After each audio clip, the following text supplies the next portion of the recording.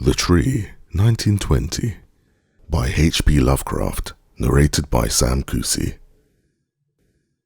Vata viam invenient. On the verdant slope of Mount Minorlus in Arcadia, there stands an olive grove about the ruins of a villa. Close by is a tomb, once beautiful with the sublimest sculptures, but now fallen into as great decay as the house.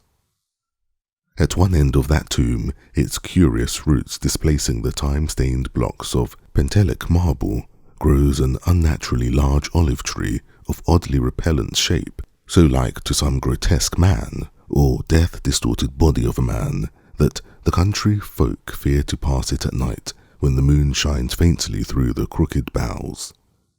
Mount Minorlus is a chosen haunt of dreaded Pan, whose queer companions are many, and simple swains believe that the tree must have some hideous kinship to these weird Panishi. But an old beekeeper who lives in the neighbouring cottage told me a different story. Many years ago, when the hillside villa was new and resplendent, there dwelt within it the two sculptors, Kalos and Musaids. From Lydia to Neapolis, the beauty of their work was praised, and none dared say that the one excelled the other in skill. The Hermes of Kalos stood in a marble shrine in Corinth, and the palace of Musaids surmounted a pillar in Athens, near the Parthenon. All men paid homage to Kalos and Musaids, and marvelled that no shadow of artistic jealousy cooled the warmth of their brotherly friendship.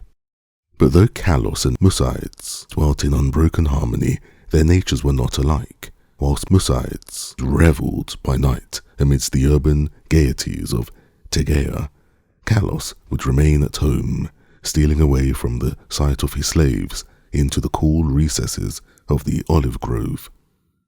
There he would meditate upon the visions that filled his mind, and there devise the forms of beauty which later became immortal in breathing marble.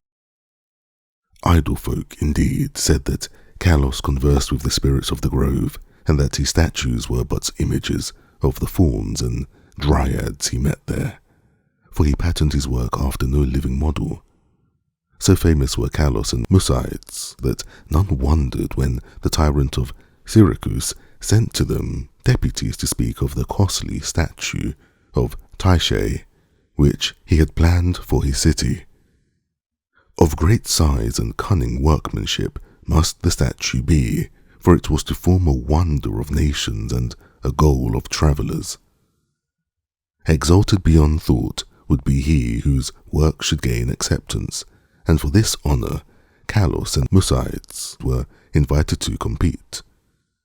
Their brotherly love was well known, and the crafty tyrant surmised that each, instead of concealing his work from the other, would offer aid and advice, this charity producing two images of unheard of beauty, the lovelier of which would eclipse even the dreams of poets. With joy the sculptors held the tyrant's offer, so that in the days that followed their slaves heard the ceaseless blows of chisels. Not from each other did Kalos and Musaids conceal their work, but the sight was for them alone. Saving theirs, no eyes beheld the two divine figures released by skillful blows from the rough blocks that had imprisoned them since the world began. At night, as of yore, Musaids sought the banquet halls of Tegea, whilst Kalos wandered alone in the olive grove. But as time passed, men observed a want of gaiety in the once sparkling Musaids. It was strange. They said amongst themselves that depression should thus seize one with so great a chance to win art's loftiest reward. Many months passed, yet in the sour face of Musaids came nothing of the sharp expectancy which the situation should arouse. Then one day Musaids spoke of the illness of Kalos, after which none marvelled again at his sadness, since the sculptor's attachment was known to be deep and sacred. Subsequently many went to visit Kalos, and indeed noticed the pallor of his face, but there was about him a happy serenity which made his glance more magical than the glance of Musaids, who was clearly distracted with anxiety and who pushed aside all the slaves in his eagerness to feed and wait upon his friend with his own hands. Hidden behind heavy curtains stood the two unfinished figures of Taiki, little touched of late by the sick man and his faithful attendant. As Kalos grew inexplicably weaker and weaker, despite the ministrations of puzzled physicians and of his assiduous friend, he desired to be carried off into the grove which he so loved. There he would ask to be left alone, as if wishing to speak with unseen things. Musaids ever granted his requests, though the eyes filled with visible tears at the thought that Kalos should care more for the fauns and the dryads than for him. At last the end drew near, and Kalos discoursed of things beyond his life. Musaids, weeping, promised him a sepulchre more lovely than the tomb of Mausolus, but Kalos bade him speak no more of marble glories. Only one wish now haunted the mind of the dying man, that twigs from certain olive trees in the grove be buried by his resting place, close to his head. And one night, sitting alone in the darkness of the olive grove, Kalos died. Beautiful beyond words was the marble sepulchre which stricken Musaids carved for his beloved friend. None but Kalos himself could have fashioned such bas-reliefs wherein were displayed all the splendours of Elysium. Nor did Musaids fail to bury close to Kalos's head the olive twigs from the grove. As the first violence of Musaids' grief gave place to resignation, he laboured with diligence. Upon his figure of Taiki, all honour was now his, since the tyrant of Syracuse would have the work of none save him or Kalos. His task proved a vent for his emotion, and he toiled more steadily each day, shunning the gaieties he once had relished. Meanwhile, his evenings were spent beside the tomb of his friend, where a young olive tree had sprung up near the sleeper's head. So swift was the growth of this tree, and so strange was its form, that all who beheld it exclaimed in surprise, and Musaids seemed at once fascinated and repelled.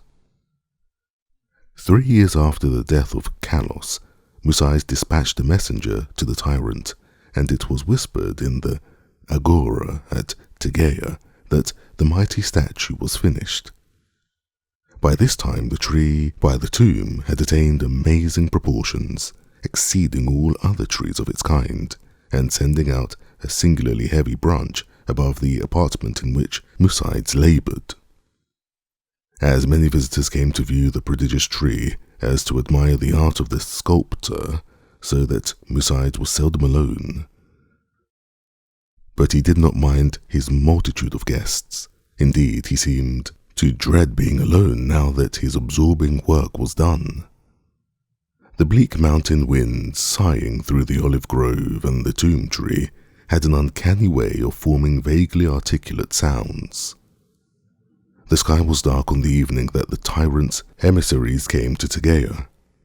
It was definitely known that they had come to bear away the great image of Taiki and bring eternal honour to Musaids, so their reception by the proxenoi was of great warmth.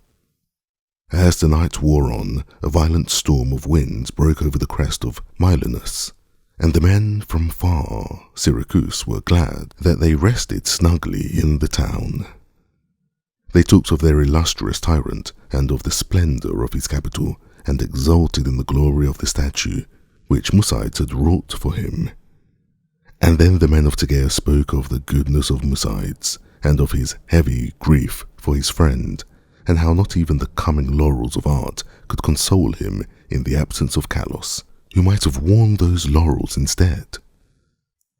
Of the tree which grew by the tomb near the head of Kalos they also spoke. The wind shrieked more horribly, and both the Syracusans and the Arcadians prayed to Aiolos. In the sunshine of the morning, the proxenoi led the tyrant's messengers up the slope to the abode of the sculptor, but the night wind had done strange things. Slaves' cries ascended from a scene of desolation, and no more amidst the olive grove rose the gleaming colonnades of that vast hall wherein Musides had dreamed and toiled. Lone and shaken mourned the humble courts and the lower walls, for upon the sumptuous greater peristyle had fallen squarely the heavy, overhanging bough of the strange new tree, reducing the stately poem in marble with old completeness to a mound of unsightly ruins. Strangers and Tegeans stood aghast, looking from the wreckage to the great sinister tree, whose aspect was so weirdly human, and whose roots reached so queerly to the sculptured sepulchre of Kalos. And their fear and dismay increased when they searched the fallen apartment for of the gentle Musides, and of the marvellously fashioned image of Tyche. No trace could be discovered. Amid such stupendous ruin, only chaos dwelt, and the representatives of two cities left disappointed. Syracusans that they had no statue to bear home, Tegeans that they had no artist to crown. However, the Syracusans obtained after a while a very splendid statue in Athens, and the Tegeans consoled themselves by erecting in the agora a marble temple commemorating the gifts, virtues, and brotherly piety of Musides. But the olive grove still stands, as does the tree growing out of the tomb of Kalos, and the old beekeeper told me that sometimes the boughs whisper to one another in the night wind, saying over and over again, "Oita, Oita, I know, I know."